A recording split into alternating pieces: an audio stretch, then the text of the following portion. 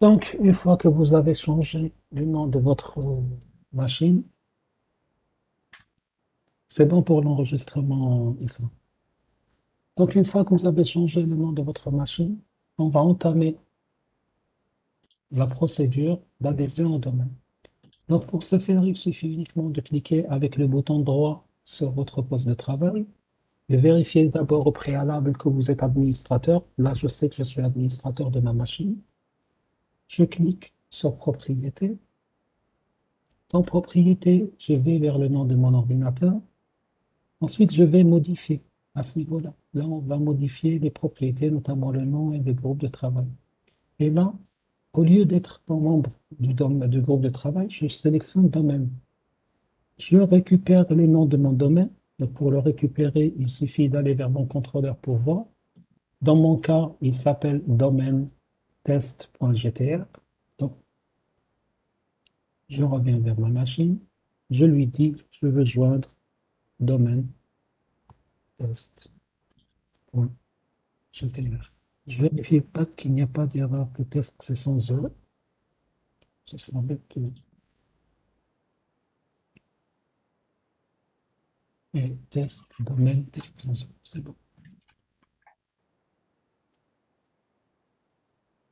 Une fois que c'est fait, vous mettez OK.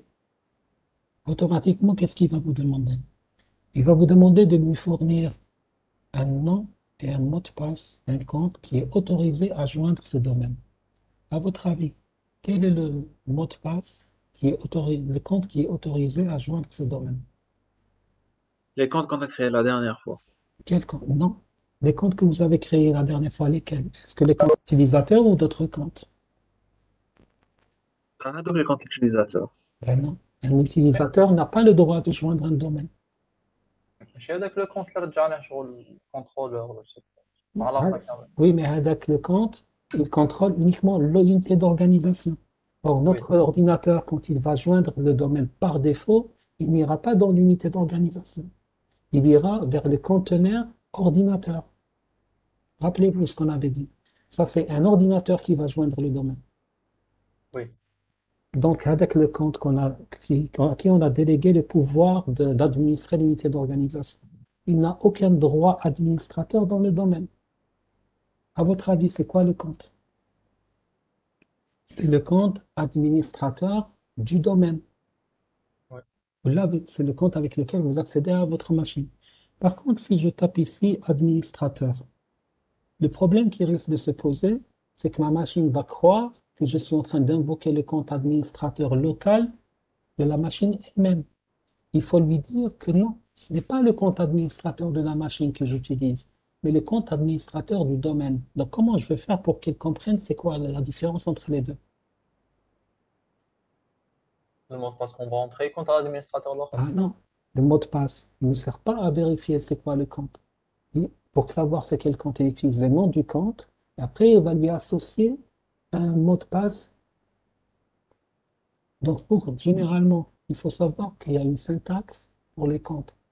Alors si je mets le nom de la machine, par exemple, si je mets client XP, là il va comprendre que c'est client, c'est le compte administrateur de client XP. Or dans mon cas, je ne veux pas. Ça, c'est les mots de passe par défaut, comment la machine va les comprendre. Comme moi, je veux que ce soit celui du domaine, donc je lui dis que c'est domaine test.gtr administrateur slash administrateur. Là, il va comprendre que c'est l'administrateur de domaine test. D'accord? Ensuite, vous mettez le mot de passe de votre compte administrateur. Le mot de passe de votre compte administrateur, c'est le mot de passe que vous utilisez pour ouvrir votre session administrateur sur le serveur. Ensuite, vous faites OK. Quand ça marche, voici le message que vous allez avoir. Bienvenue dans le domaine, domaine test.gtr. Est-ce que c'est clair comment j'ai fait jusqu'à maintenant? ماشي كي كتبت هذاك شغل الاخر تاعك دومين بوان جي تي ار مع درت ادمنستراتور سي جوست الحاجه اللي كتبتها ولا حاجه عندها علاقه بلا لا، ماركه لا. السيرفر؟ C'est le compte que j'utilise. Regardez. Attendez. Je suis au niveau du serveur, on est d'accord. Quels Oui. sont les comptes que j'ai au niveau du serveur? Le compte qui a le droit de contrôler le domaine. C'est un le compte. C'est le compte administrateur. Il est là. Oui. Il est créé.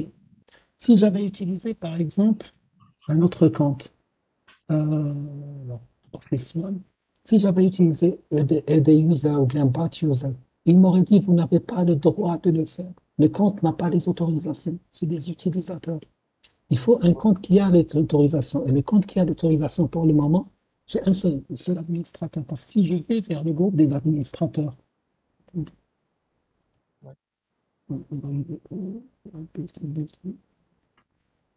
si je vais vers les administrateurs, qui est administrateur chez moi? administrateur هذا اللي مكتوب عنه. Ah oui, c'est le seul, c'est le compte administrateur. Je n'ai pas plusieurs, on dit واحد. Donc j'ai utilisé le compte administrateur pour pouvoir le faire. Mais on avait dit, si j'utilise uniquement le mot administrateur, la machine ne comprendra pas. Est-ce que c'est un compte local du poste de XP, le client, ou là, est-ce que c'est le compte du domaine? Donc on doit lui dire, utilisez le compte de tel ou tel endroit. Pour lui dire qu'il faut utiliser le compte du domaine, on met le nom du domaine, donc ça dépend du nom de votre domaine, anti-slash avec le AltGR8, ensuite administrateur. Et en dessous, le mot de passe, vous mettez le mot de passe. Dès que vous le faites, il va vous dire bienvenue dans le domaine, etc. Je vais refaire, attendez, une fois que c'est fait, vous appuyez sur OK, il va vous dire vous devez redémarrer. Je fais OK. OK, il va redémarrer. Entre-temps, je vais refaire la même opération sur Windows 10.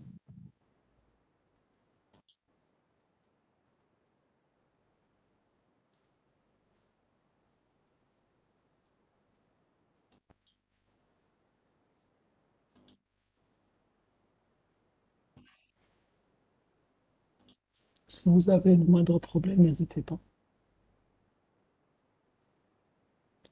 Miroubi, c'est pas administration, c'est administrateur.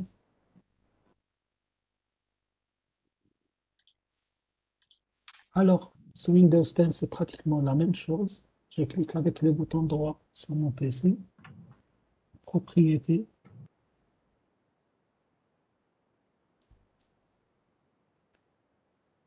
Je vais faire modifier les paramètres comme tout à l'heure.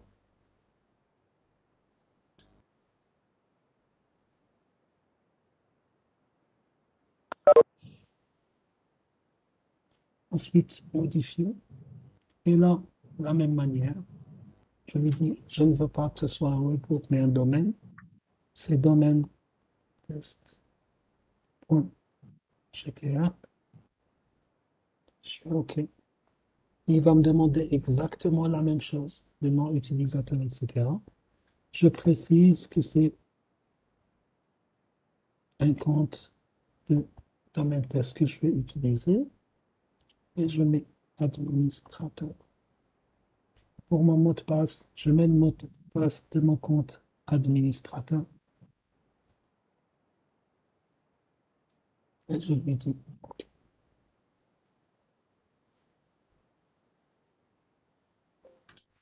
De la même manière, il me dit bienvenue dans le domaine. Je fais OK. Je dois redémarrer.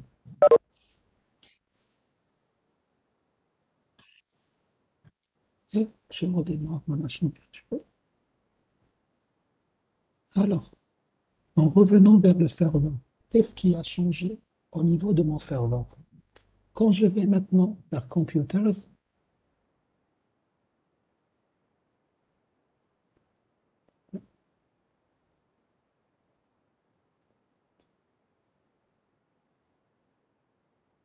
je suis censé retrouver actualiser. Voilà. Quand je vais vers Computers, bon, si vous ne trouvez pas, faites uniquement actualiser. Katia, il vous demande toujours l'installation.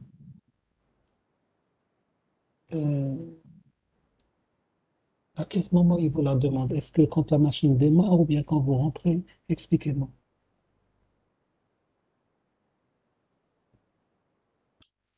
Ignorez l'installation. Ça n'a absolument rien à voir avec le fait de changer de réseau. Je vous ai dit tout à l'heure, s'il vous demande l'installation, est-ce que vous avez vérifié, est-ce que le fichier ISO est toujours monté? C'est ce que je vous ai demandé tout à l'heure. Je vous ai dit, allez vers les propriétés, configuration de votre machine. Attendez, je vais vous montrer encore une fois. Ensuite, vous partez ici vers stockage et vérifiez est-ce que votre lecteur DVD est vide ou non. S'il n'est pas vide, videz-le, cliquez ici et retirez le disque virtuel.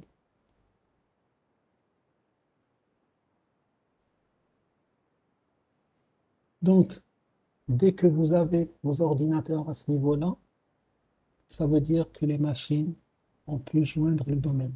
Dites-moi, qui est-ce qui a pu joindre son domaine jusqu'à maintenant?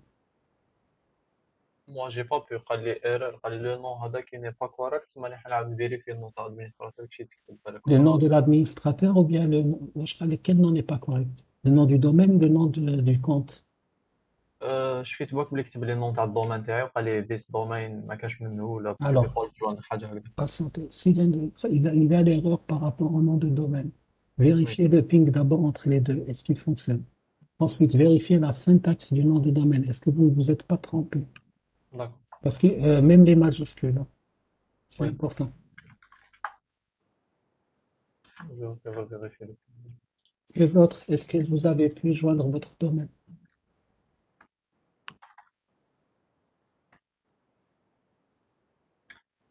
Alors, en attendant vos réponses, on va essayer de voir un peu ce qui a changé pour moi en tant qu'utilisateur.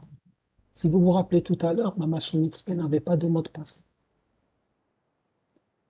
Alors, quand j'essaie de me connecter maintenant, il a un mot de passe. Quand je vais vers Options, maintenant j'ai le choix. Est-ce que je vais me connecter à ma machine ou bien je vais me connecter au domaine? Ça, c'est la première différence. Dès que je lui dis je vais me connecter au domaine, il va falloir que j'utilise l'un des comptes du domaine. Apprenez une chose, il est toujours très, très déconseillé, voire même strictement interdit de vous connecter à une machine cliente avec les comptes administrateurs du domaine.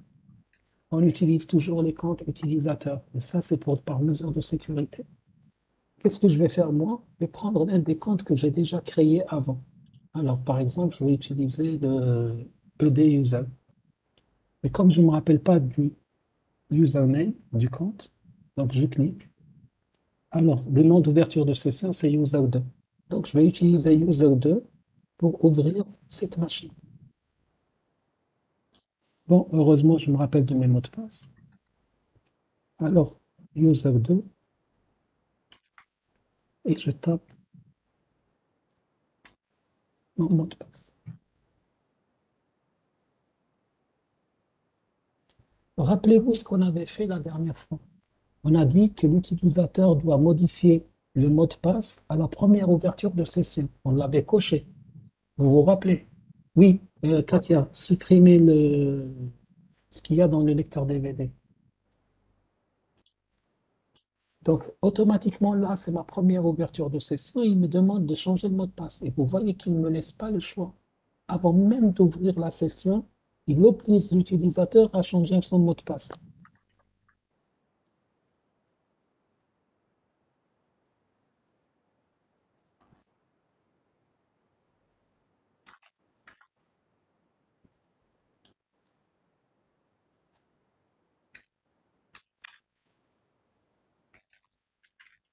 Dès que je change, il me dit le mot de passe a été changé. Et là, qu'est-ce qu'il me dit? Ce compte possède une limitation horaire d'utilisation qui ne vous autorise pas à ouvrir une session à cette heure-ci. Essayez plus tard. Moi, je me rappelle plus ce qu'on avait fait sur ce compte. Attendez, on va aller vérifier. Pourquoi est-ce qu'il n'arrive pas à ce compte? Quand je vais vers les propriétés de Add User 2, on va aller voir ton compte horaire d'accès. effectivement, il n'a pas le droit de se connecter entre midi et 13h. Or, si vous remarquez l'heure de mon serveur, il est midi 36. Oui. Vous vous rappelez quand on avait fait les limitations d'horaire? Oui, شغل كيما يكون شي تما ما يقدرش يخدم Voilà. بالبيسي. Donc là, qu'est-ce que je vais faire moi? Pour qu'on puisse travailler maintenant, on ne va pas chômer à cause de ça. Je vais l'autoriser à se connecter entre midi. Je lui dis OK. OK, je valide. Je reviens vers mon client et je refais le test.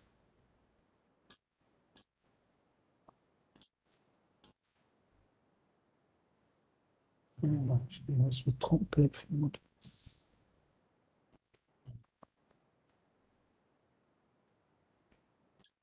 Voilà. Il a suffi de lever la limitation et là, le compte est accessible à nous. Maintenant, du moment où j'ai pu accéder, alors je suis aide user 2, etc. Il n'y a pas de problème. Je vais essayer d'ouvrir mes propriétés.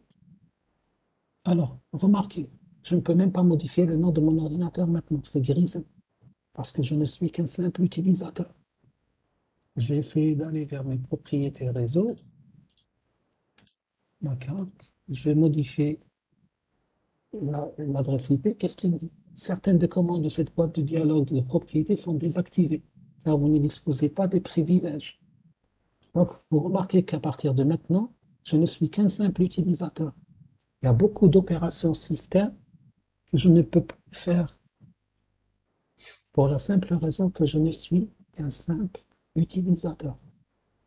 Est-ce que c'est clair pour tout le monde?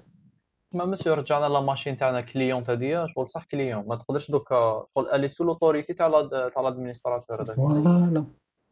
C'est ce qui se fait généralement en entreprise. وي.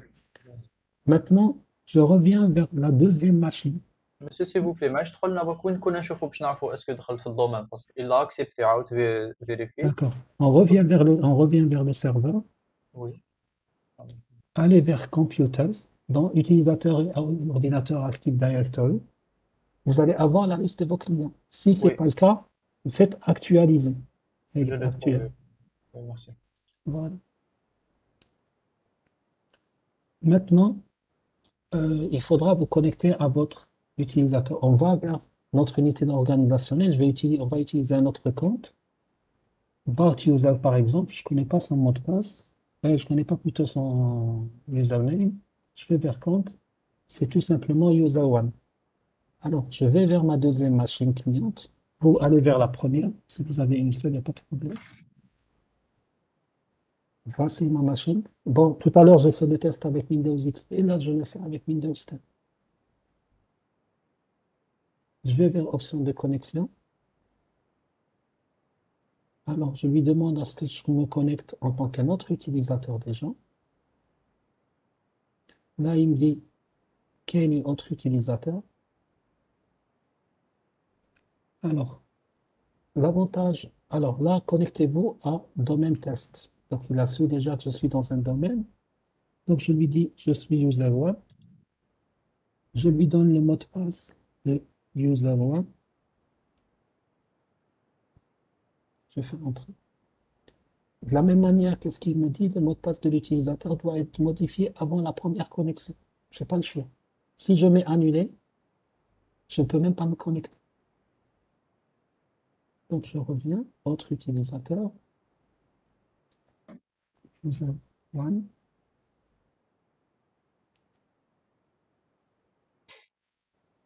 Je tape mon mot de passe. Je n'ai que le choix de faire OK. Password one. Password one. J'appuie sur Entrée. Il est en train de changer mon mot de passe. Votre mot de passe a été changé.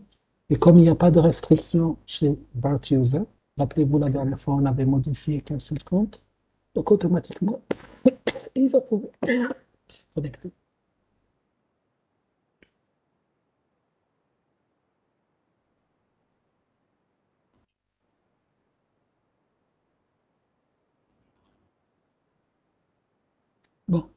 Là, vous avez remarqué qu'il s'est connecté. On le laisse faire ce qu'il a à faire. On revient vers notre machine. Ce que je vais faire, je vais fermer la session tout simplement pour déconnecter l'utilisateur. Alors, on revient vers notre contrôleur de domaine. Alors, il faut savoir qu'au niveau des contrôleurs de domaine, nous avons la possibilité de limiter l'accès à une machine donnée. Par limiter l'accès, ça veut dire quoi?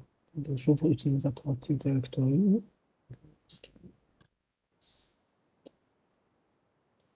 Ça veut dire quoi? Je peux faire en sorte qu'un compte utilisateur ne puisse se connecter qu'à une seule machine.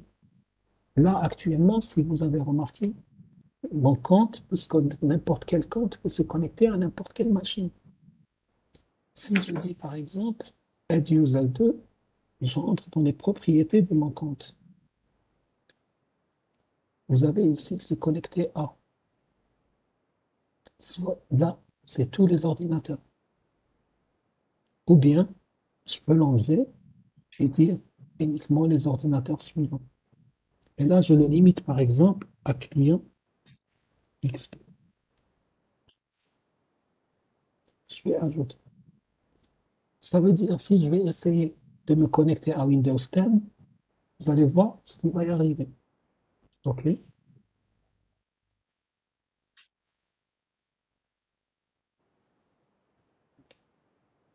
Je reviens vers mon Windows 10. Voilà. Et on n'a pas encore fini.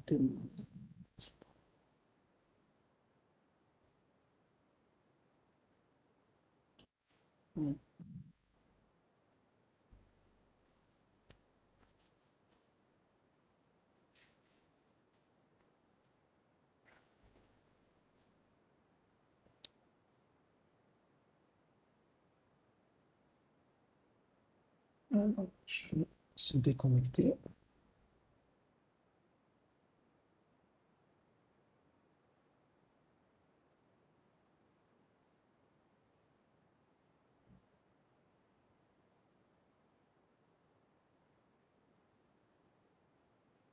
Attendez, attendez. Je ne vous suis pas, Katia, une seconde. Je vais, s'il vous plaît, une petite parenthèse. Je règle back un problème avec Katia, ensuite je reviens. Alors, Katia, je vous montre déjà. Alors, dans au stockage, vous cliquez sur le lecteur DVD qui est là. Chez vous, probablement, dans le lecteur DVD, vous avez ça. Vous avez un DVD qui est déjà. On ne va rien supprimer.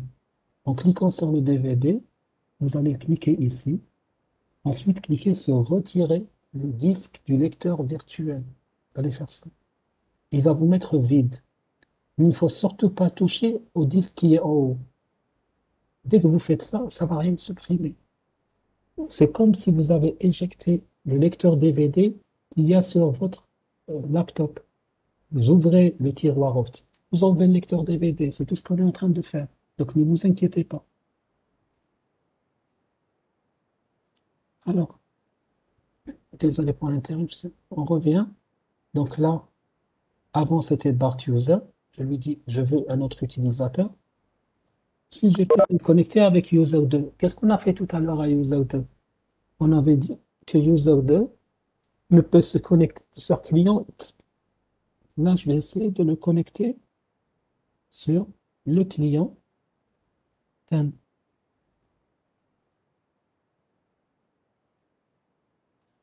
J'appuie. Et regardez le message d'erreur que j'ai. Il me dit, votre compte est configuré de telle sorte que vous ne pouvez pas utiliser ce PC. Essayez un autre PC. Ça veut dire là, on a démontré qu'on a pu lier un compte utilisateur à une machine. Ça veut dire user 2 ne peut pas se connecter là où il veut. Il ne peut se connecter que sur sa propre machine. Est-ce que c'est clair pour tout le monde? Monsieur, le message ADA, on peut le modifier. Oui, il y a des propriétés avancées pour modifier les messages. On les verra bien après Mazel. Même monsieur qui درنا station de travail accessible خيرنا برك باللي chaque utilisateur يشد لا ماشين Non, تاعو وما pas يقدرش chaque utilisateur. Non, non, non, non. On n'a pas dit كيفاش chaque utilisateur. نو Regarde, يعني اللي خيرنا احنا voilà. On est وي parti à End User 2. يس On a dit propriété de End User 2. Le compte s'est connecté à. Je peux lui rajouter une deuxième machine, une troisième. C'est à moi de choisir quelles sont les machines auxquelles il peut se connecter. Je peux lui donner deux machines, trois, quatre. Donc, c'est laissé à l'appréciation de l'administrateur. Alors, pourquoi est-ce qu'on le fait? Imaginez que, tout simplement, vous êtes dans une entreprise. Est-ce que vous trouvez normal que, par exemple, un employé va se connecter sur la machine de son directeur et récupérer les fichiers qu'il a? Parce il faut pas oublier un détail. Certes, vous avez les informations de profil qui sont privées et tout, mais tout ce qu'il y a, par exemple, sur le disque dur D, le disque dur E, tout sera accessible. Toutes les données qu'il y a sur le disque dur, vous pouvez les récupérer. Donc là, on fait en sorte que chaque utilisateur puisse accéder qu'à sa propre machine pour des raisons de sécurité. Madame Akram. هكذا مسيو كي رانا نمد لهم دي شغل نقدر نمد لهم لاكسي كي اللي انت تكون عندك ويندوز 7 ولا ويندوز 10 وتكري يوتيليزاتور واحد اخر شغل درناها Pas forcément, non. Parce que n'oubliez pas, quand on est dans le domaine, le fait qu'ils sont dans le domaine, ça veut dire qu'ils ont accès à toutes les ressources du domaine, des imprimantes partagées, وي les dossiers de partage, etc. Maintenant, le fait, s'il accède au Samaj avec son compte local, il n'aura pas accès à ces ressources partagées, ni l'imprimante, ni rien du tout. Il ne peut rien faire. Donc, pour avoir accès à toutes les ressources du domaine, plus on avancera dans le cours, vous allez voir qu'on peut mettre beaucoup de ressources sur le domaine, notamment des dossiers de partage, notamment des lecteurs virtuels, des imprimantes, etc. Plus on a accès, et là, l'administrateur a un contrôle total sur toutes ces ressources. Maintenant, toujours dans le compte utilisateur, vous pouvez explorer toutes les options que vous avez. Vous pouvez par exemple dire que l'utilisateur devra changer le mot de passe immédiatement. Bien, il ne peut pas changer le mot de passe. Le mot de passe n'expire jamais. On peut chiffrer les mots de passe. On peut désactiver un compte. Bon, les cartes à puce, on ne va pas les explorer. On n'a pas de lecteur de cartes à puce. Le compte est sensible et ne peut pas être délégué. Alors, imaginez par exemple, vous avez affaire à un utilisateur qui pose problème. L'administrateur, par exemple, sait que l'utilisateur pose problème, là, il a eu un rapport de son supérieur. S'il coche ça, il vous cochez à de la case. Ça dit, même si par erreur, vous oubliez par la suite, vous voulez lui déléguer des pouvoirs, automatiquement, le serveur va vous dire non, le compte, il est sensible. On ne peut pas lui déléguer aucun pouvoir. Bon, là, c'est les options de chiffrement, l'authentification Kerberos. Là, on ne va pas l'utiliser. Et là, par exemple, imaginez, vous avez un employé qui a un contrat à durée limitée, un CDD. Et vous savez que son contrat, par exemple, va expirer le 1er juillet. Alors, vous faites tout simplement que le compte va expirer le 1er juillet. Donc, le 1er juillet, s'il vient, il va se connecter, il va lui dire votre compte est désactivé. Donc, ce n'est même pas la peine que vous le faites manuellement, vous le programmez à l'avance. Là, c'est par rapport aux différentes options. Maintenant, on a vu les horaires d'accès la dernière fois, on a vu se connecter à. Il faut savoir que si l'utilisateur se trompe avec son mot de passe plus de 3 fois, alors on va faire un test. Je suis sûr. Alors, user 2, alors je vais me tromper exprès dans mon mot de passe. Je me suis trompé une première fois. Je me suis trompé une deuxième fois. Je me suis trompé une troisième fois. Je me suis trompé quatrième fois. Une cinquième fois. Oh, une cinquième. Au bout de la cinquième erreur, je n'arrive plus à me connecter. Vous remarquerez que ma session est verrouillée. Même si je veux saisir, rien ne passe. Donc, automatiquement, l'utilisateur est obligé de contacter l'administrateur. L'administrateur, quand il va venir vers les comptes, alors l'utilisateur va lui dire, voilà, mon compte est verrouillé. L'administrateur va tout simplement, qu'est-ce qu'il va faire? Il va ouvrir le compte et il pourra tout simplement déverrouiller le compte. Je fais appliquer, automatiquement le compte est déverrouillé.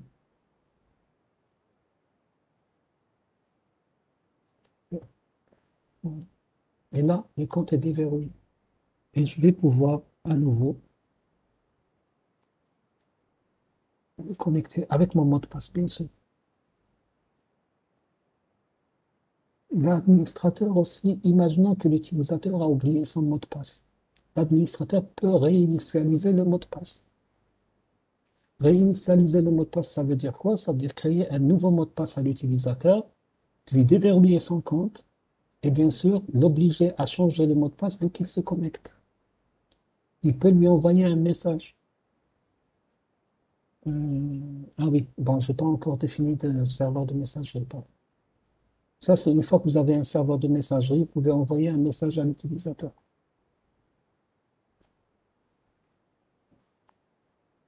Est-ce que c'est clair pour ce qu'on a vu jusqu'à maintenant? Oui, Alors, monsieur. de la même manière, les comptes ordinateurs, ils vont avoir aussi des propriétés. Alors, si je ouvre mon compte ordinateur, j'ai le nom de l'ordinateur, le nom DNS, le type de contrôleur de domaine, c'est une station, type de contrôle, c'est une station de travail. Le système d'exploitation, il est affiché. Il est membre de quoi? C'est un simple ordinateur de domaine. En termes de délégation, on ne lui a pas fait de délégation pour le moment. L'emplacement, donc on définit l'emplacement. Il est géré par qui? Pour le moment, je définis personne. Et ça, c'est les appels entrants. On verra ça par la suite. Quand vous recevez des appels entrants, on verra à partir de l'extérieur. Donc, le client aussi, on peut le désactiver. On peut l'ajouter à un groupe. On peut réinitialiser le compte. C'est ce qu'on avait dit tout à l'heure. On peut le gérer.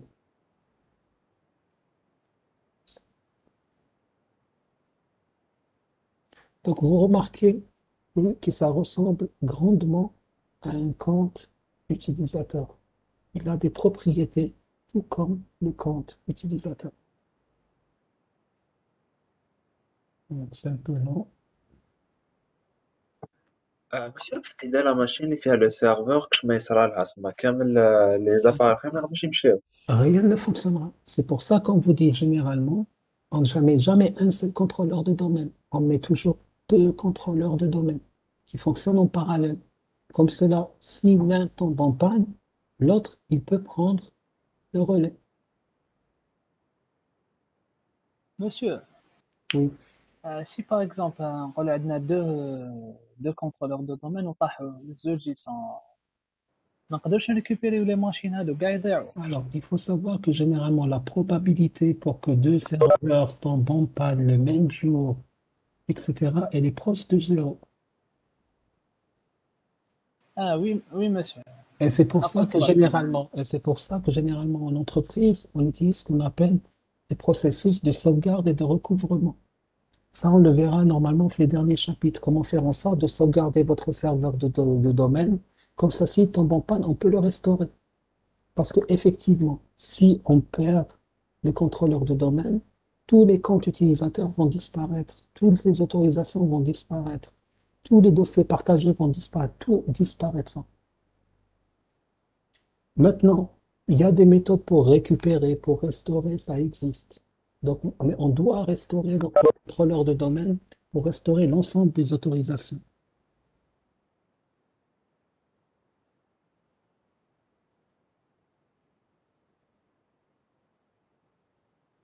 Alors, Katia qui demande, pouvez nous donner les liens pour installer Windows XP, car plusieurs fois on a besoin d'une clé après le téléchargement. Je l'ai mis maintenant. Contrôleur n'est pas compatible, ça n'existe pas, Katia, je n'ai pas compris ton message. Apparemment, vous n'arrivez pas à trouver Windows XP, c'est bien ça. Dites-moi s'il vous plaît, les gens qui ont installé Windows XP, est-ce que vous pouvez dépanner votre collègue Katia en lui donnant au moins la clé que vous J'ai avez utilisée? j'ai téléchargé Windows XP خدمت به بلا لا كلي ما دوموندهاش كامل ما باش اسكو كان كراكي ولا. C'est un Windows craqué. Est-ce que vous pouvez le passer à votre collègue Katia? دوك بيد ما رانا نديرو في تي بي دوك نبعث اللين في لا ديسكسيون. Merci. Merci. برك اون كيسيون سي فو بلي بارابور لي يوزر اللي كريينا لا ديرنيير فوا دوك 4 باخت و اد و Oui. دوكا هادوما واش لا ديفيرونس بيناتهم وبين لي دو ماشين كليونت هادوك اللي عندنا شغل D'accord. تلف لي Alors, شويه. les utilisateurs, c'est des personnes. C'est des comptes utilisateurs. C'est des gens qui vont venir utiliser leur username et leur password pour se connecter à des machines. Mais ils ne peuvent pas se connecter à des machines si les machines ne sont pas dans le domaine. Alors, par exemple, si je prends un des deux machines, un des comptes, il représente une machine physique. C'est un ordinateur, un PC. Wahdo, il ne peut rien faire. Un utilisateur, il te connecte à faire pour pouvoir faire des opérations. داكوغ على بالها من قبيله تقولنا بلي داك لوتيليزاتور مدينا له لاكسي لهاد لا ماشين ولا لا ماشين Voilà. تما شغل كي شغل عندنا دي بوست وكل يوتيليزاتور يجي يخدم في الوقت تاعو بلي الدغوا اللي عنده. Voilà. ميرسي. De rien. Alors, on avance un peu dans notre TP.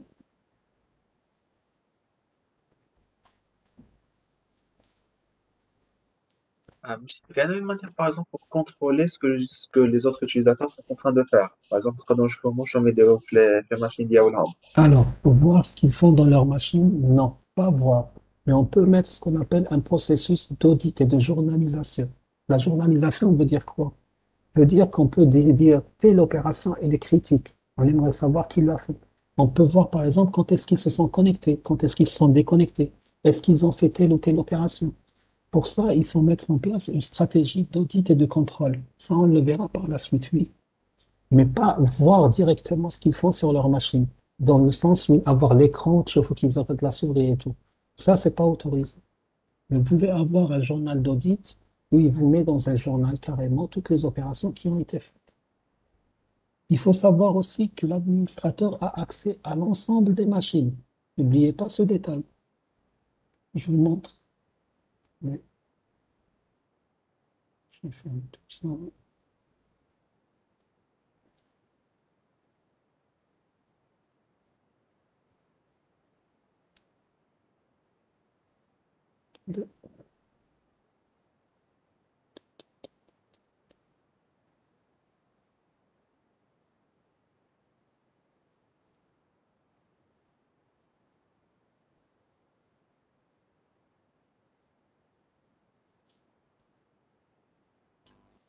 راني حطيت ليا في لا ديسكوسيون نورمالمون كاين السيت هذا معتز بوانات فيها بزاف سوفتويرز اللي يسحقوهم تسمى نيمبورت كال حاجه تكون. Vous avez entendu votre camarade vous a mis en ligne le lien pour télécharger XP, pour ceux qui n'ont pas pu le faire.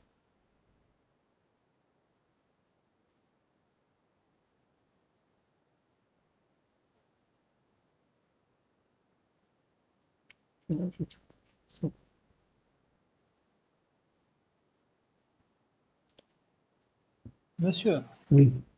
s'il vous plaît, quand on a les dossiers partagés, l'administrateur, il peut faire des dossiers partagés, bien des PC. Oui. Est-ce qu'on peut récupérer depuis un client des dossiers ou des fichiers? Alors, je vous montre quelque chose, vous allez comprendre.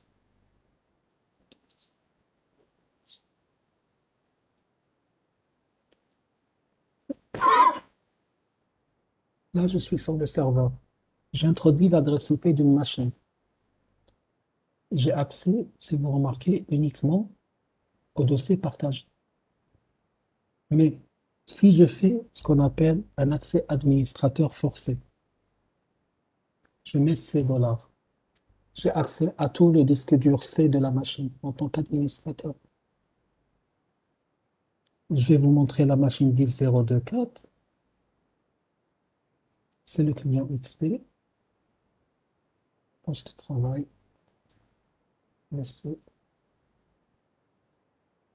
Voilà, il a 8 dossiers. Si je reviens vers, vous avez 2, 4, 6, les 8 dossiers, plus les fichiers système que l'utilisateur n'arrive pas à voir. Donc, c'est pour ça que je vous dis, l'administrateur a un accès total à tout. Dans les cybercafés, généralement, ils ne mettent pas de domaine, mais ils mettent, ça c'est pour répondre à la question de votre camarade qui posait ce que dans les cybercafés, un domaine, ils mettent un workgroup, mais ils mettent toujours des outils pour pouvoir espionner tout ce que vous faites, récupérer tout ce que vous faites, etc. Donc, il a un accès total à votre disque dur. Il peut modifier ce qu'il veut. Regarde, je rentre dans le fichier Windows, etc. Je peux rajouter un fichier. Alors, nouveau, document test, texte.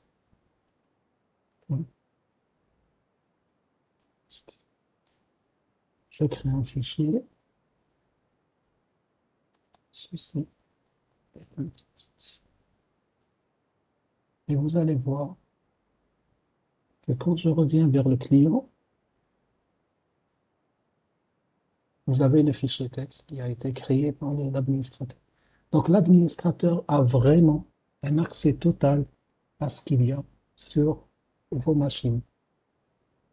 مسيو اسكو يا موان الكليون هذا اللي رانا ولا اليوزر سامبل هذا يقدر ياكسيدي لواش كاين عند الادمينستراتور شغل الكونترير Non, un utilisateur ne peut pas accéder au serveur. Regardez le pire. Moi, c'est ma machine. Je vais supprimer les fichiers texte. J'arrive pas à le faire.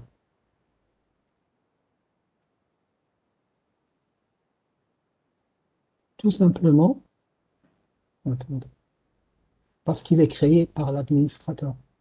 Seul l'administrateur pourra le supprimer. Alors, pour répondre à votre question, on va faire une démonstration. Alors, si je fais 10.0.2.15, qui est l'adresse de mon serveur, je n'ai accès qu'aux dossiers qui sont partagés, imprimante, NetLogon et 6 volumes. Si j'essaie de faire la même chose, accès au disque dur en forçant l'accès administrateur, il va ramer, ensuite il va me dire dossier introuvable ou accès non autorisé. Et il y aura une alerte chez l'administrateur dans son journal d'événements. Et là, l'administrateur va vous dire, chaque site dev, il peut même vous sanctionner et faire ce qu'il veut. Parce que vous n'êtes pas autorisé à accéder à un serveur. Par contre, l'administrateur peut supprimer le fichier texte de tout à l'heure. Et si je reviens ici, attendez, on revient, le fichier a disparu. C'est pour ça qu'on vous dit l'administrateur. Pardon? Vous pouvez juste nous montrer l'alerte هذيك. Quelle alerte? قلنا l'utilisateur qui aussi يدخل الديسك تاع l'administrateur. D'accord, vous trouverez ça au niveau des journaux de log. On verra ça tout à l'heure. Donc, je vais vous les montrer. Alors, vous avez là, Monsieur, voilà. Quand il essaie d'accéder au contrôleur, qu'est-ce qu'il lui demande? Username, password. Et comme il n'a pas le mot de passe administrateur, il ne pourra jamais entrer. Oui. Oui. Oui, quelqu'un voulait poser une question. monsieur, seuls les fichiers اللي يكريهم l'administrateur اللي راهم lecteur seul ولا كاع les fichiers اللي في الديسك دور Non, ولا الديسك دور attendez. Les fichiers du disque dur ne sont pas en lecture seule. Ils sont accessibles à l'utilisateur. Par contre, il faut savoir que dans Windows, il y a ce qu'on appelle la propriété du fichier. Toute personne qui crée un fichier est propriétaire de ce fichier.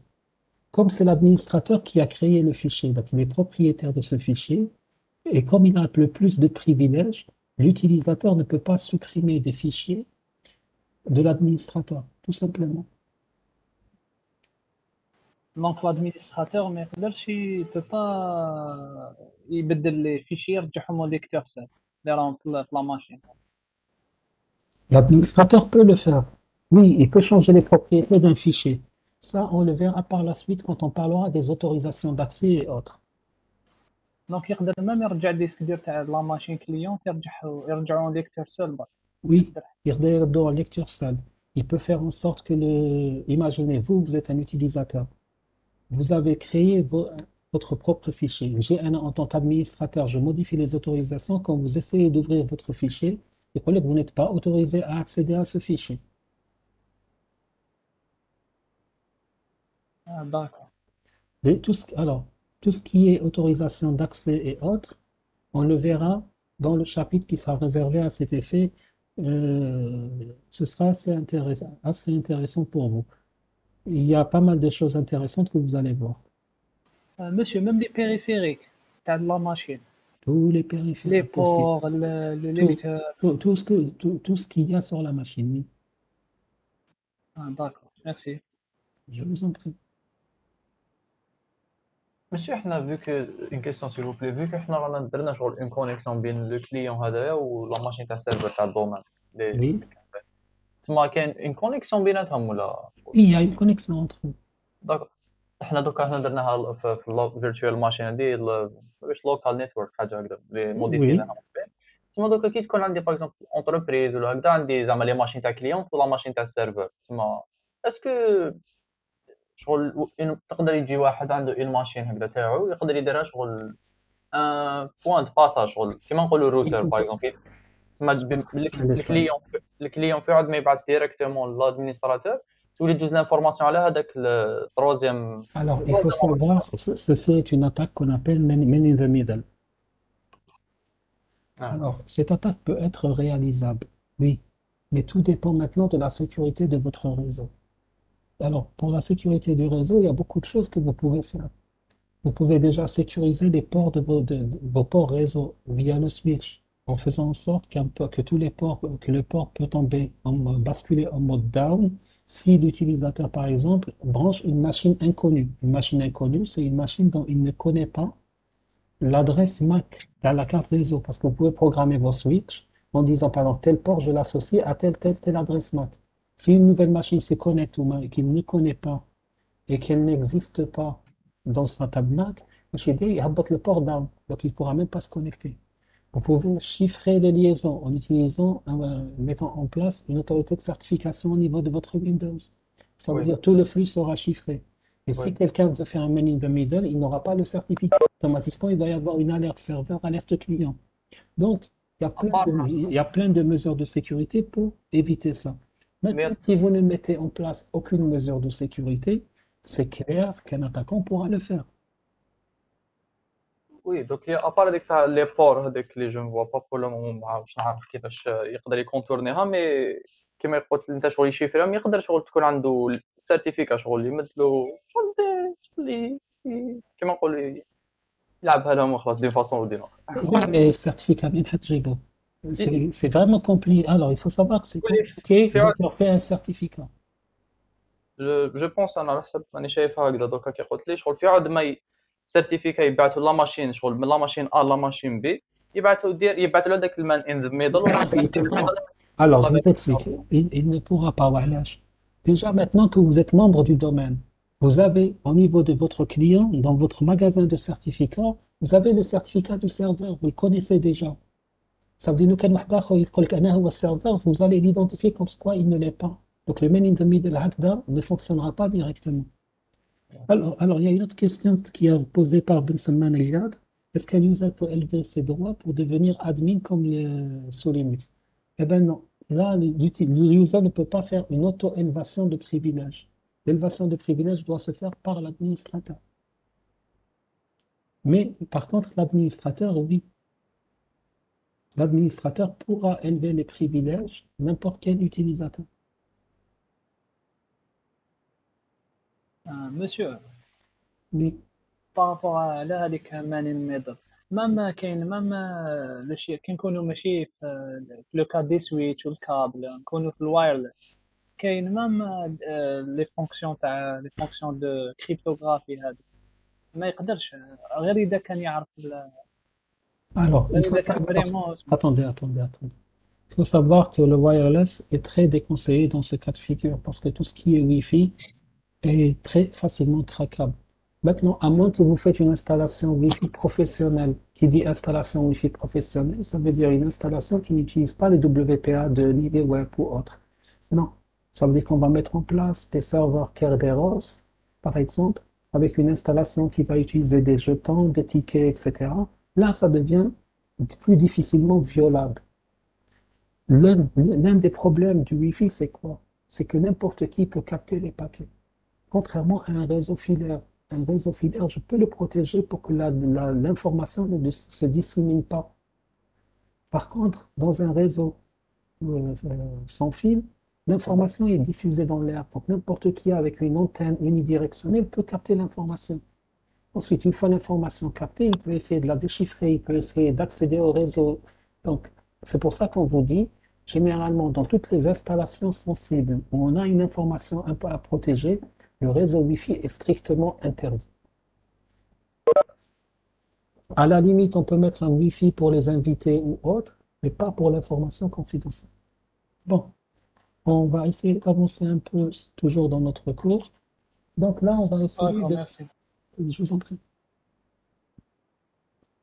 Donc là, on va essayer de voir comment est-ce qu'on peut créer un compte utilisateur en utilisant du PowerShell. Est-ce qu'on l'a fait la dernière fois ou non? Sincèrement, je ne me rappelle pas.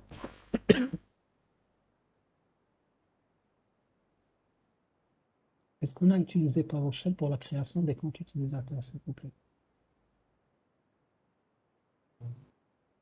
vite fait اللي درناه باش نشوفوا شكون اللي دار لوغين لي 30 derniers jours و à l'utilisateur je me souviens pas comment. D'accord, Malish. On va essayer de voir rapidement comment faire ça. Alors, on ouvre notre PowerShell. En même temps, je vais ouvrir l'utilisateur Active Directory pour que vous puissiez voir ce qui se passe.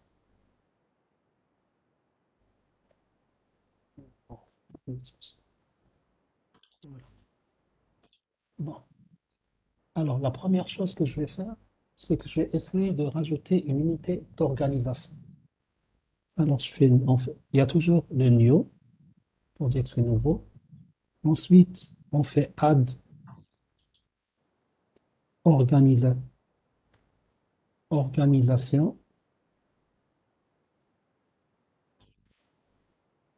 Functional unit. Donc, c'est new du 6 add organizational unit. Ensuite, je donne le nom de mon unité d'organisation. On va dire, c'est pas moi, IGS branch. Mon unité d'organisation, je voilà. Est-ce qu'il ne connaît pas? Ah oui, donc j'ai rajouté un espace qu'il fallait pas rajouter. Voilà. Voilà. Voilà. Est-ce que j'ai oublié? Voilà. O, H, O, H, R, L, I, Z, A, T, I, O, L, A, L, I, L, I, T.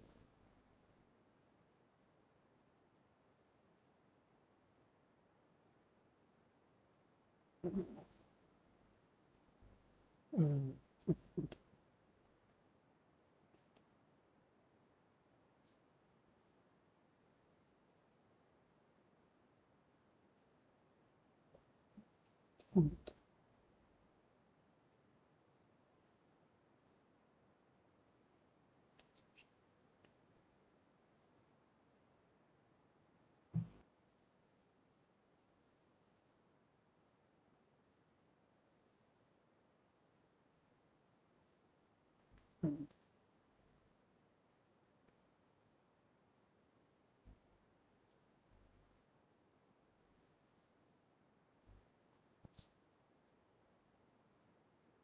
non, oui. Désolé, je me suis trompé. C'est un seul D, c'est pas deux D. Ouais.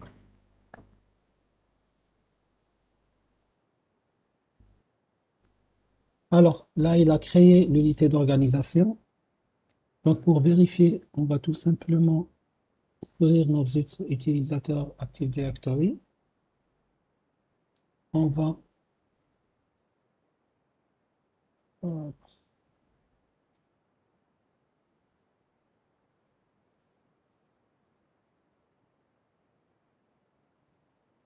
attendre.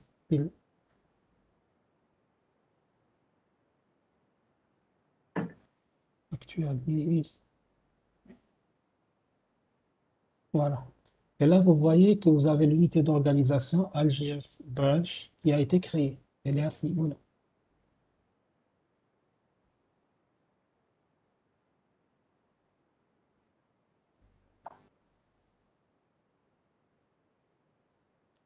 Ensuite, une fois que j'ai créé mon unité d'organisation, je vais rajouter des utilisateurs dans cette unité d'organisation. Alors toujours new add user. Alors, je donne le nom de l'utilisateur, je l'appelle. Ensuite, display name, donc c'est le nom qui va s'afficher. On va l'appeler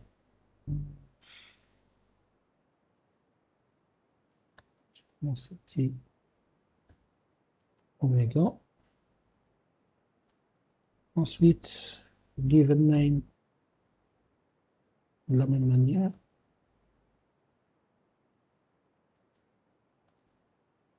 Regardez mon petit. Surname.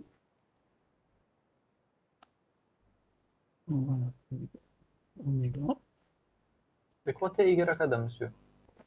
C'est moi qui l'ai appelé TY, mais vous pouvez l'appeler comme vous voulez, c'est le nom.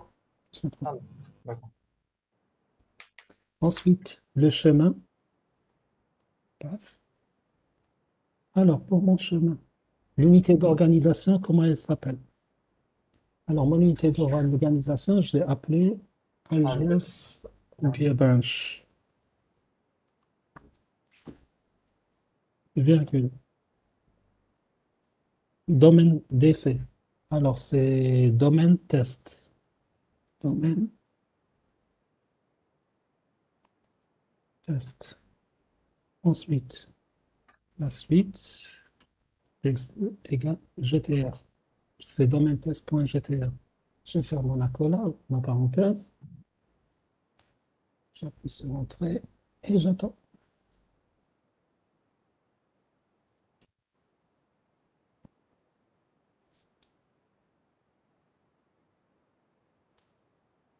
Donc, est-ce que-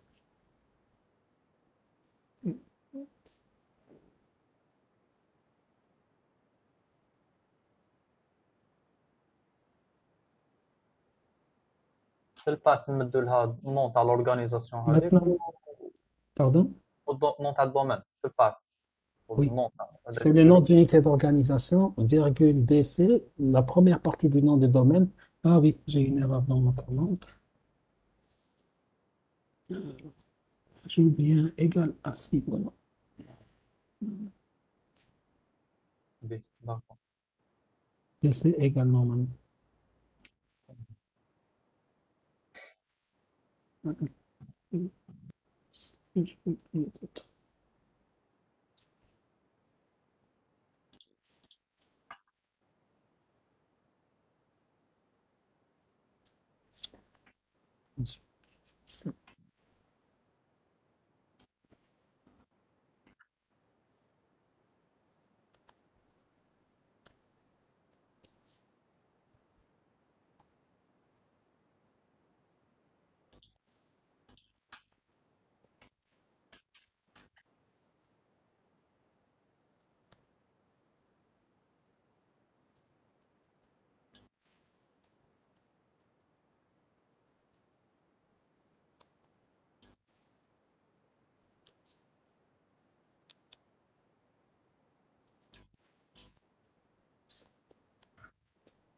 Là, je dois changer le mot de passe parce que là, comme on n'a pas défini encore de mot de passe, donc on doit définir un mot de passe. Add account password.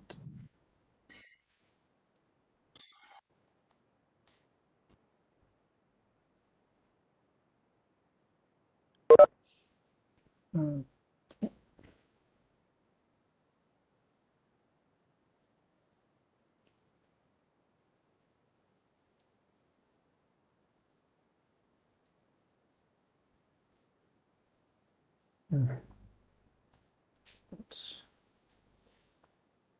alors, il y a plus notre erreur ici, faisant. Alors, add your network explaining to we can give you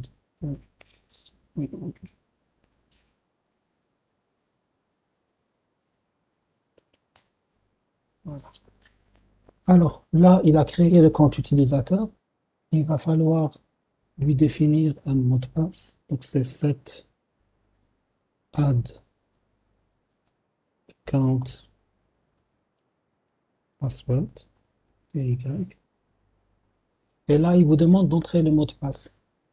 Donc, je lui tape mon mot de passe. Je lui retape mon mot de passe.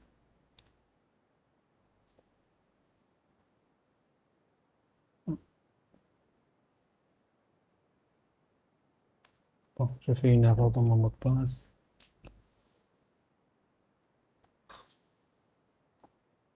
Alors, je retape le mot de passe. Mot de passe, W, c'est bon.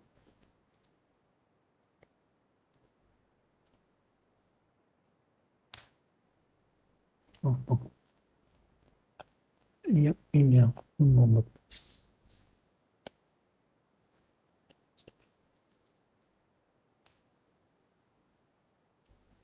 Alors, le mot de passe est incorrect.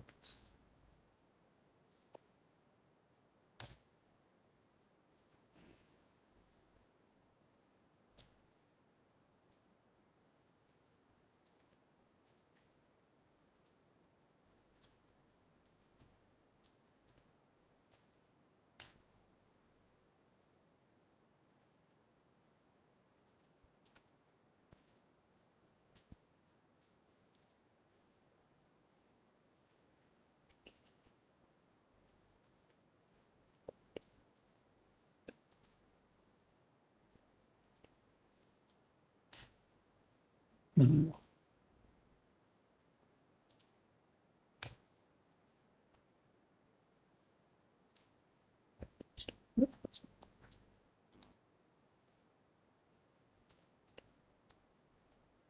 On n'est pas obligé de mettre un mot de passe, monsieur. si. Alors, je vous explique. Le mot de passe par défaut qu'il va faire est un mot de passe vide. Donc là, quand il vous dit entrer le mot de passe, entrez directement, entrez. C'est le mot de passe vide. Ensuite, vous lui donnez un mot de passe. Là, actuellement, le compte, il est créé. Donc, si je reviens ici, alors je vais vers AlGS Branch. Le compte, il est créé, mais il est désactivé pour le moment. Donc, au début, il l'a créé avec un mot de passe vide. Ensuite, il a changé son mot de passe. Donc là, on doit réactiver le compte. Donc, pour réactiver le compte, qu'est-ce qu'on doit faire? On doit faire enable add count. Donc, dès qu'on fait ça, si je reviens, attendez, j'actualise, le compte il est activé. Il n'y a plus le point noir qu'il y avait la flèche. Donc, vous avez 3 étapes. La première étape, c'est de saisir new user, etc., display name et tout, créer le compte. Seulement le compte, il est créé avec un mot de passe vide. Pour avoir un mot de passe qui n'est pas vide, vous faites 7-6 add count password avec le nom du compte. Vous lui donnez le mot de passe actuel. Ensuite, vous changez votre mot de passe. Pour activer le compte, vous faites enable add count et le nom de votre compte. Est-ce que c'est clair pour les 3 étapes? Oui, ça marche. Maintenant, supposons que nous voulons créer un groupe. Donc là, on a vu comment créer un compte avec PowerShell. Là, on va essayer de créer un groupe. Alors, pour créer un groupe, qu'est-ce qu'on va faire? On peut dire new group, par exemple. Non, c'est new add. Toujours, quand vous voulez rajouter quelque chose, c'est le add. Donc, toujours, c'est new-6 add group. Maintenant, le groupe, on va lui donner un nom. Mon groupe, je vais l'appeler AlGS Users. Les utilisateurs d'AlGS. Ensuite, on va lui dire où se trouve notre groupe. Donc, on lui donne le path-6 path. Dans le path, on va lui donner dans quelle unité d'organisation se trouve notre groupe. Alors, elle s'appelle AlGS Branch. Ensuite, quel est le nom du domaine? Donc, c'est domaine test et... Dero égal tane. Oui, toujours égal, oui. Il faut toujours, j'oublie toujours mes noms. هذيك الاو يو اش معناتها اللي قبل Algiers branch. Organizational unit. Thank you. D'accord. DC égale GTR. Ensuite, une fois qu'on lui a donné le chemin, il faut compléter. Il faut lui donner l'étendue de notre groupe. Rappelez-vous, si on avait parlé, groupe local, global, domaine local. Donc, on lui dit groupe scope. Dans mon cas, je veux créer un groupe global. Donc, je précise, mais global. Ensuite, il faut lui donner le type du groupe. Est-ce que c'est un groupe de sécurité ou bien un groupe de distribution? Donc, toujours, je fais groupe catégorie cette fois. Et là, je dis, c'est un groupe de sécurité. Donc, groupe catégorie sécurité. Dès que j'appuie, alors, je me suis encore trompé. Alors, puisqu'il est impossible de trouver le paramètre positionnel, c'est ton argument. Ah, j'ai collé le path avec le nom de l'unité d'organisation. Il fallait rajouter un espace ici. Voilà. Rajouter de l'espace après le path. C'est bon. Alors, une fois que vous avez saisi la commande, si je reviens ici, je suis censé trouver un groupe qui a été créé. Donc, et voilà. J'ai le groupe Algiers Users qui est créé dans mon unité d'organisation qui s'appelle Algiers Branch. De la même manière maintenant, si je veux rajouter un membre dans le groupe, donc je vais prendre le compte TY que j'ai créé et je vais le rajouter en tant que membre du groupe que j'ai appelé Algiers Users. Donc, c'est de la même manière, toujours add, tiré du 6. Là, ce n'est plus new, si vous remarquez, c'est devenu add, parce qu'on ne va pas créer quelque chose. On va rajouter un membre dans un groupe. Donc, ça devient add group member. Ensuite, on veut le rajouter dans quel groupe? Donc, Algiers users avec S. Quel membre on veut rajouter? Tiré du 6 members. Et on donne le nom du compte, TY. Dès que j'appuie sur Entrée, je reviens. Donc, c'est la différence. Avant, c'était new parce qu'on créait. Là, ça devient add. Ensuite, tiré du 6, add avec un seul D, group member. Ensuite, le nom du groupe, tiré members, et le nom du compte qu'on veut rajouter. Si je reviens ici, j'ouvre mon groupe. J'ai perdu mon... Je vais vers les membres et j'ai TY qui est membre de ce groupe. Si je vais vers TY, je vais membre 2. Il est membre des utilisateurs du domaine et il est membre de Algiers User.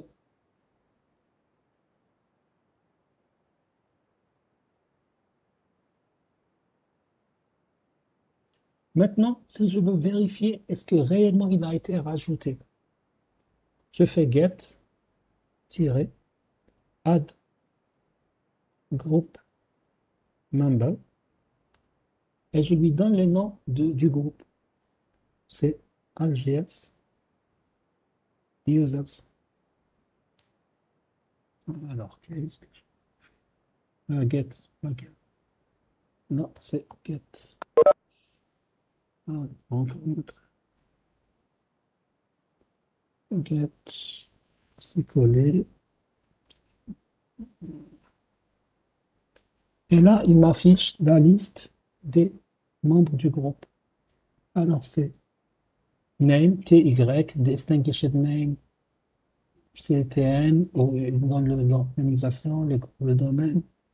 L'objet, c'est un utilisateur. L'UID, il me le donne. Le nom et le SID de l'utilisateur. Est-ce que c'est clair jusqu'à maintenant?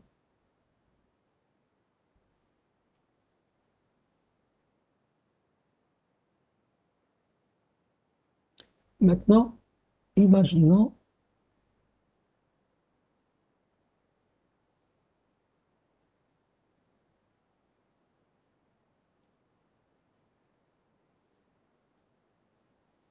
que je veux rajouter un groupe d'utilisateurs.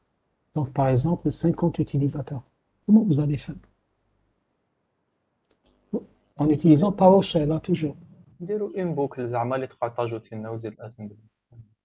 possible. C'est pas très évident. Un script, monsieur. Alors, généralement, quand on veut rajouter plusieurs utilisateurs, on doit faire d'abord un fichier CSV. Vous connaissez le format CSV? C'est le format Excel. Donc, dans le format Excel, on rajoute les en-têtes qu'il faut.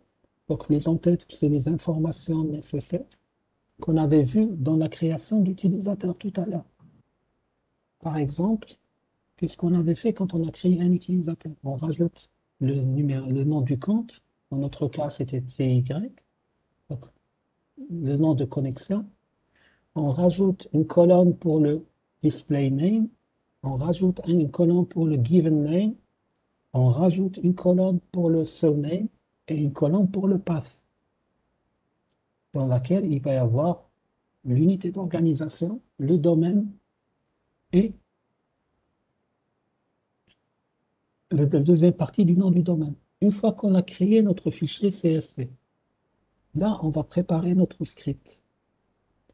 Alors, dans notre script, qu'est-ce qu'on doit faire? On doit modifier certaines variables. Créer, si vous voulez, certaines variables. Alors, une variable dans laquelle on va nommer, si vous voulez, le nom de notre chemin. Ensuite, notre, comment dirais-je, script contiendra une seule ligne, pratiquement. C'est pas un script compliqué. On va faire un get add user -filter étoile-search base. Ensuite, on va lui donner le chemin de la base. Donc lui, qu'est-ce qu'il va faire? Il va aller directement vers le fichier Excel. Il va prendre ligne par ligne et il va créer, si vous voulez, les différents comptes. Alors, pour ce faire cet exercice, je vous demanderai de le faire chez vous. Prenez votre temps, essayez de faire une petite recherche. C'est très facile à faire et on en parlera la semaine prochaine. D'accord? On essaie de créer 50 utilisateurs. 50, bon, vous n'êtes pas obligé de faire Bon, 50. exemple يعني. Voilà, pour créer 5 uniquement, de manière automatique. Alors, pour vous simplifier la recherche sur Internet, si vous voulez faire des recherches, généralement, on parle de create user account in bulk. Bulk, ça veut dire quoi? Ça veut dire un traitement à la chaîne. Donc, je vous écris ça dans le chat. C'est using Windows PowerShell to create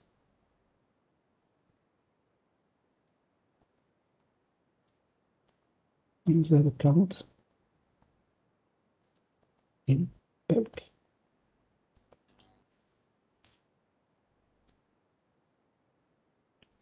Maintenant, si vous arrivez à le faire, ce serait intéressant de voir comment modifier plusieurs comptes utilisateurs aussi. Vous allez faire using Windows PowerShell to modify user accounts in bulk. Alors, ce n'est pas un devoir, ce serait intéressant que vous le fassiez pour apprendre à le faire. De préférence, essayez de le faire. Bon, c'est un peu tôt pour commencer les homework. Ça n'a pas de sens de vous donner des homework pour le moment, mais bon. Monsieur كي نكريو لي زوتيليزاتور ما نديرهم ني في جروب ني في ليسونسيال نكريو 50 utilisateurs. C'est pour apprendre à créer des utilisateurs, c'est ça le but de l'exercice. D'accord. شكراً.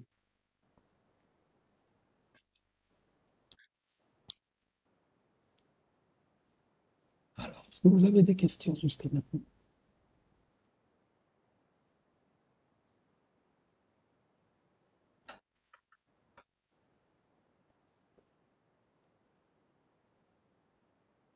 Alors, pour le prochain cours, on va essayer de voir comment implémenter le rôle DHCP. Donc, pour le prochain cours, on va essayer de rentrer un peu dans les détails de tout ce qui est serveur DHCP. Mais en attendant, alors, on va essayer de voir un peu ce qu'on avait fait en réseau, puisqu'on a un peu parlé des réseaux, et de voir un peu comment how to deal with network using PowerShell, en d'autres termes. Alors, il faut savoir que même avec PowerShell, on peut, si vous voulez, travailler sur le réseau. Par exemple, si je veux connaître la liste de mes cartes réseau, bien de mes adaptateurs réseau sur mon ordinateur, c'est toujours la commande get.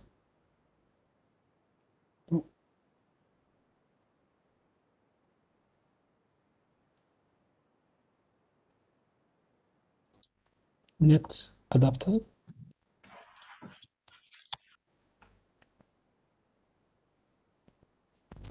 Et là, il me donne la liste de mes cartes réseau sur la machine. Donc, c'est get net adapter.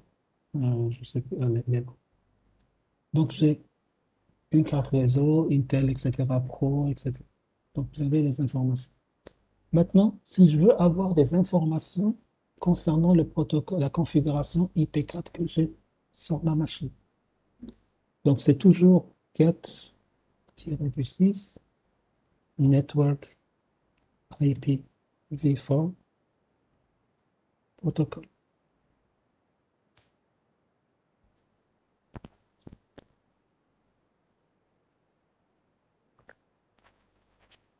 Alors, là, qu'est-ce qu'il m'affiche comme information? Hop limit.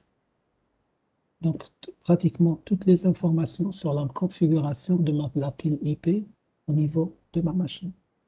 Si je veux redémarrer ma carte réseau, c'est restart net adapter.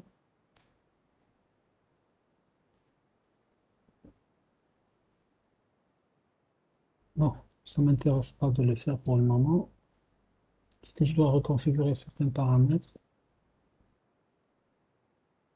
Si je veux avoir la liste de mes interfaces réseau et de leur configuration, ça va être get, toujours, network, IP, interface. Et là, voilà les interfaces réseau qui sont activées sur ma machine. Donc, j'ai mes interfaces IPv6 avec deux interfaces IPv4. Vous remarquez que j'ai mon loopback, Internet, loopback, etc. Si je veux, par exemple, connaître mon adresse IP configurée sur mes interfaces, c'est get, toujours, network, IP, adresse. Non, j'ai oublié un D. Alors, voilà les différentes adresses qui sont affectées à ma machine. Alors, vous avez remarqué que pour tout ce qui est réseau, ça commence par get-6 net, ensuite la commande. Si je veux connaître, par exemple, la liste des routes locales au niveau de ma table de routage, c'est toujours get-6 network route, tout simplement. Et là, j'ai ma table de routage qui s'affiche.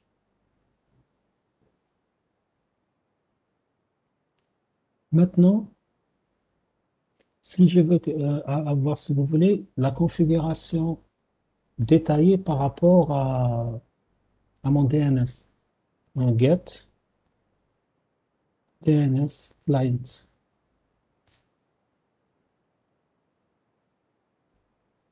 je sais pas grand-chose. Bon, je suis même pas connecté à Internet. J'ai un réseau qui contient deux machines, donc faut pas s'attendre à des miracles. Si je veux, par exemple, avoir les résolutions DNS qui ont été faites, donc le cache DNS, c'est get DNS client cache. Ah, d'accord.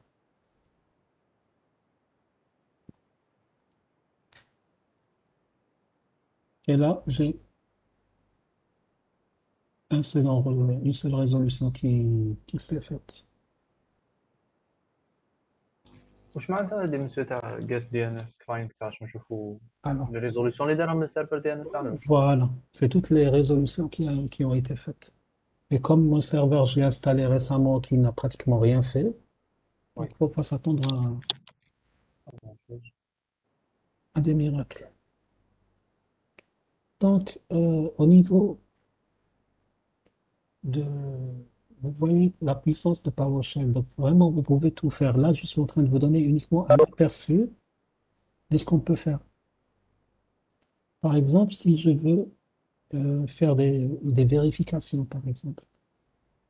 Je veux, par exemple, afficher le résultat d'un DNS lookup, la liste des adresses IP, les options de test de connexion, les règles IPsec, la confirmation, par exemple, des établissements de connexion. Je fais test, network connection. Et là, je lui demande de tester toutes mes connexions. Ça risque de prendre un peu de temps. Bon, sur un serveur réel, ça prend du temps. On sera d'ailleurs aucune idée. Voilà. Alors, le test, qu'est-ce qu'il me dit? Alors, la résolution de nom par rapport à Internet a échoué. Post not found, c'est normal, je ne suis même pas connecté. Remote adresse, il n'en a pas. Source adresse, ping succeed false. Donc, réellement, il n'a rien pu faire parce que je ne suis connecté nulle.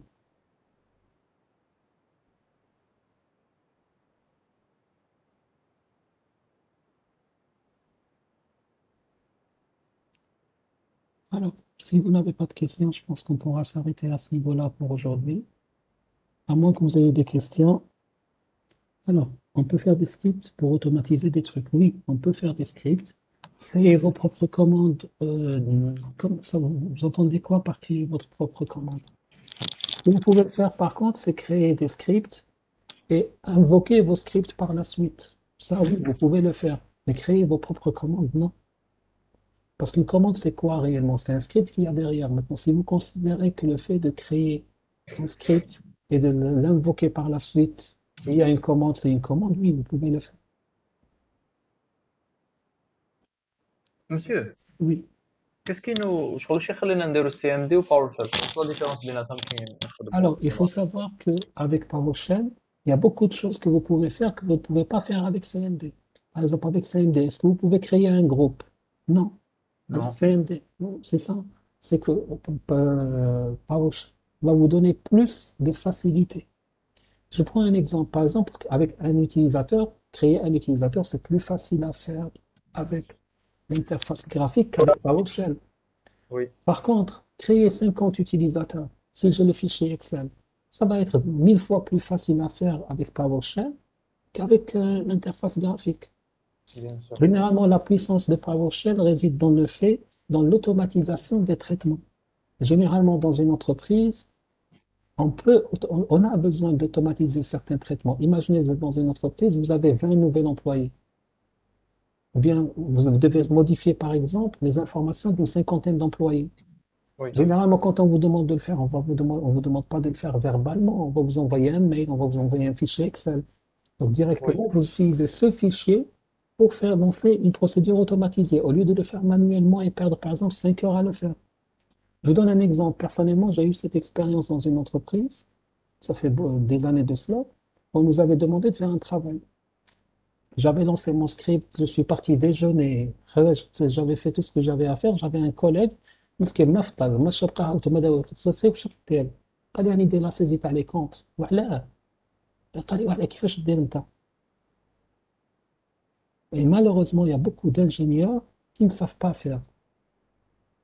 C'est malheureux de le dire, mais تلقاهم مازالوا يخدم manuellement. كيدخل le script يدير هذه خدمة أنا خرجت في الدار تلقى قاعدة. Et ça ne s'est même pas passé en Algérie, hein. C'était à l'étranger. Donc pour vous dire que cette culture de ne pas scripter n'est pas propre aux Algériens. Même à l'étranger, vous avez beaucoup de gens qui le font. Alors, il y a Ben Nasman qui pose dans Linux, on a un batch, mais avec quoi on peut faire un script sur Windows. Alors, pour faire le script sur Windows, vous pouvez le faire. Alors, vous m'entendez ou non? Oui, هذا ولا son, merci. Euh, alors, pour faire un script sur Windows, vous pouvez le faire directement avec PowerShell. Faites une petite recherche, vous allez voir comment on le fait. Ok. Monsieur, Oui, oui, allez-y. روح محمد روح. صحيح. وبور لو فيشي اكسل هذا كيفاش Oui. Je accepte. C'est quoi la question? كيفاش نكريو Avec Excel. كي avec Excel بعد كوبيه داخل لا ماشين فيرتوال ديالك. داكور Il doit avoir l'extension CSV. هذا ما كان. La deuxième question. مسيو نقدر نيمبورتيو دي فيشي اكسل من الويندوز ديس تاعنا هذا ولا الويندوز تاعنا لا ماشين فيرتوال نقدر نيمبورتيو دي فيشي جو Bien دير لا sûr. ماشين تاعنا لا Bien ماشين sûr. فيرتوال. Bien sûr, soit vous le mettez sur un flash disk, on bat le flash disk, vous le basculez vers la machine virtuelle, ou bien vous créez un. Bon, là, vous ne pouvez pas créer un réseau entre les deux parce qu'on a créé uniquement un réseau interne. Interne, la host only. Réseau interne, donc vous ne pouvez pas communiquer avec la machine hôte. Ça a été fait exprès. Par contre, vous le mettez sur un flash disk, vous branchez le flash disk, ensuite vous connectez le flash disk à la machine virtuelle. C'est facile à faire. وي الواحد عباك حتى المشروع سي نوفو قداش ينسى باللي تقدر دير كامل تقدر دير بيسي نورمال تدير ماشين فيرتوال. Voilà. Est-ce que vous avez. Monsieur, il y a une fonctionnalité pour glisser les fichiers.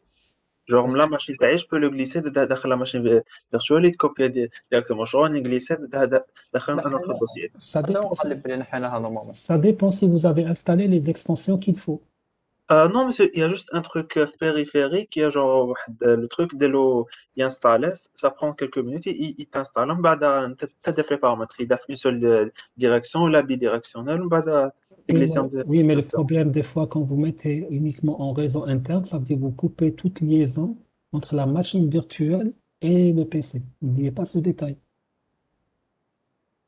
Si on l'avait configuré, alors je vais vous montrer ça.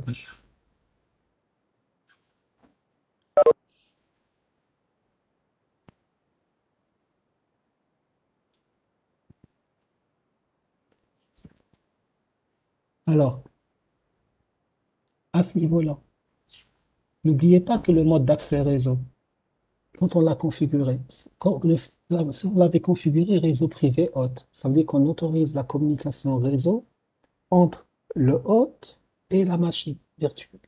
Et le fait de faire réseau interne, ça veut dire qu'on refuse toute communication entre la machine virtuelle et la machine physique. Généralement, on fait ça pour protéger la machine physique quand on fait certaines manipulations sur les machines virtuelles, notamment en matière de sécurité.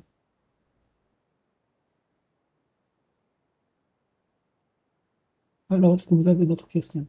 Monsieur, une dernière question s'il vous plaît. هنا دوكا quand on importe le fichier CSV هذاك الويندوز سيرفر malgré que ما يكونش انستالي فيه اكسل il va l'interpréter normalement. Oui, il n'y a pas de souci. C'est pas Windows Server qui va l'interpréter, c'est votre PowerShell qui lit les fichiers CSV. D'accord. Il n'y a aucun souci par rapport à ça. Donc, ce qui va se faire, certes, vous n'allez pas avoir l'affichage graphique parce que un fichier CSV, vous pouvez même avec bloc-notes, hein. Il faut savoir que quand vous ouvrez un fichier Excel avec un bloc-notes, qu'est-ce que vous allez voir? Vous allez avoir des données séparées par des points-virgules. C'est tout. Vous n'aurez pas l'affichage graphique. L'interface. Oui. Donc, vous n'aurez pas un tableau dessiné ou autre, mais vous allez avoir des données séparées par des points-virgules. وحنا هذاك واش نسحقوا لي دوني باش هذا ندخلوا. مكان. D'accord? ان شاء الله. Ok. Allez, donc, Monsieur, oui, monsieur, الحلقه ديال جايك مسيو. pardon? J'ai pas entendu. انا سقسيتك اسكو ميركودي الجاي اللي نديرو لا بروشين سيونس ان شاء الله غدا واش Oui, mercredi. ان شاء الله. Ok. مسيو Oui. سي vous بلي برك انا اللي كان عندي بروبليم قبل تاع لادريس اي بي Quel problème? لادريس اي بي جي با افيكت مع الاول لادريس اي بي Oui, d'accord. لو كان نعاود يا اخي نديزانستالي تو لو سيرفور Alors, ce que vous allez faire, non, supprimer la machine virtuelle carrément. نحيها. Tu peux la supprimer. داكور داكور Et bah, vous allez créer une nouvelle machine virtuelle Windows Server 2012. داكور Vous lui donnez une adresse IP statique. soit تعطيلها لا l'adresse ماشين IP. فيرتوال Oui, داخل la machine virtuelle. كي تستالي Windows, كي تستالي Windows ديالك, Windows ادخل داخل Windows اعطيله une adresse IP. ويندوز سيرفر كي نكمل نانستاليه ديريكتومون نروح ندير لادريس اي بي قبل ما نستالي لا دي دي اس Voilà. Une fois تعطيله l'adresse IP, وكملت ومديت له l'adresse IP, c'est là que tu vas installer ADTS. داكور ندخل بانو دو كونفيغوراسيون سامبل Oui, يدخل panneau de configuration, voisinage réseau, كيما تعطي l'adresse IP سير مالك. كيما نديرو في خلاص داكور Voilà. Ok. يعطيك الصحة الله ميرسي يسلمك صحة.